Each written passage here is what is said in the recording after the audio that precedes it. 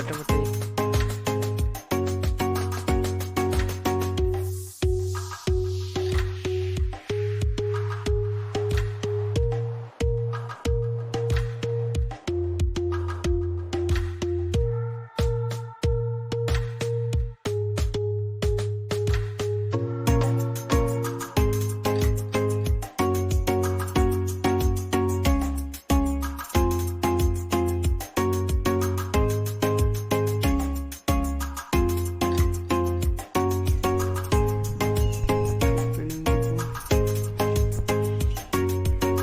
आप सब जानते हो बच्चों कि आज हम जो समग्र शिक्षा अभियान के तहत एजुकेशनल टूर के लिए गिराना वेटलैंड में आए हैं। ठीक है, तो आपके जो ये टूर था इसमें दो हमें साइट्स दी गई थी। कौन कौन सी दी गई थी? एक सुचेतगढ़ इंटरनेशनल बॉर्डर और जिसे ऑक्ट्री बॉर्डर भी कहा जाता है, और ये जो सेकंड साइट थी हमारे पास तो वो ये साइट है जो गिराना वेटलैंड।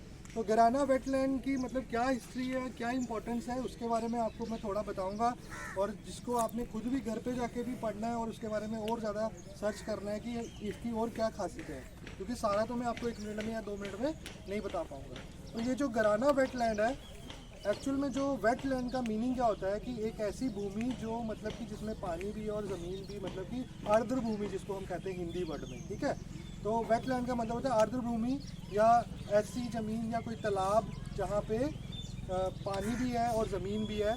और इसकी एक और ख़ासियत है कि यहाँ पर बहुत सारे जो हमारे लोकल बर्ड्स और माइग्रेटरी बर्ड्स यहाँ पर आते हैं, और जब भी हमारा विंटर सीज़न शुरू होता है तो वो यहाँ पे माइग्रेट होके आ जाते हैं, और जब विंटर सीज़न ख़त्म होता है मार्च के एंड तक, वो धीरे धीरे यहाँ से अपनी अपनी कंट्री में वापस जाने लगते हैं। तो जैसा आप मेरे पीछे देख रहे हैं, ये कुछ माइग्रेटरी बर्ड्स हैं, जैसे कि northern shoveler, gadwall, little grebe, ruddy shelduck, रिवर्ट कैरेन, कॉम डक, और ये जो पीजेंट और ये रॉक करके कुछ ये जो वर्ड्स हैं, ये सारे क्या है अलग अलग, जैसे कुछ नॉर्दर्न नॉर्दर्न कंट्री से आते हैं, और ये इनकी अपनी अपनी कुछ खासियत है, ये सारा इस पर लिखा हुआ है।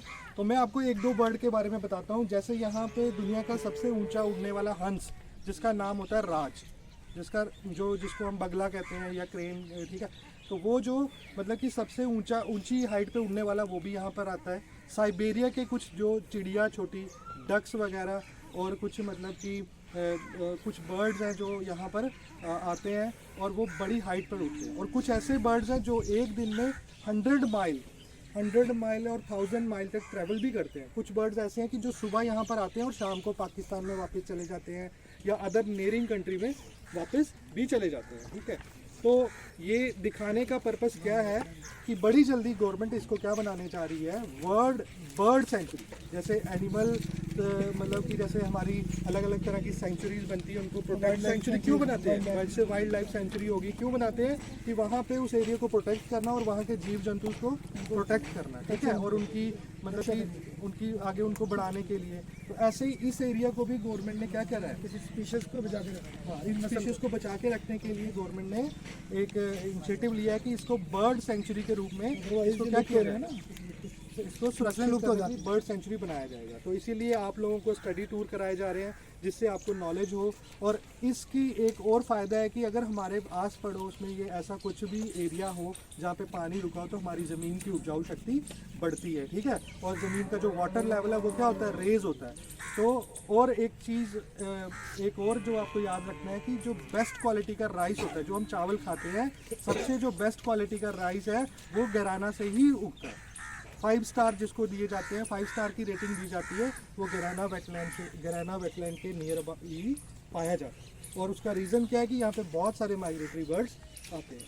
तो आपको इस चीज़ का ध्यान रखना है, और दोबारा अगर आपको मौका मिलता है तो विज़िट करना है, और अगर आपको मौका मिला है तो आपने यहाँ की चीज़ों को नोटिस करना है, देखना है और उनको समझना है। जैसे आप पक्षी सब कुछ देख रहे हो, फोटो देखिए, सब पे लिखना स्केच कुछ बना के। ठीक है, अपनी फाइल में। इसके साथ में आपको ये ख़त्म करता हूँ। तो अपना जो भी है आपस में जो हमारी बात है, तो आप लोग अब इसका नज़ारा उठाएं, इसको देखें, और भी चीज़ों को, जो चीज़ें मैं नहीं बता पाया, आप उनको भी कोशिश करें देखने की और समझने की। ठीक है, थैंक यू।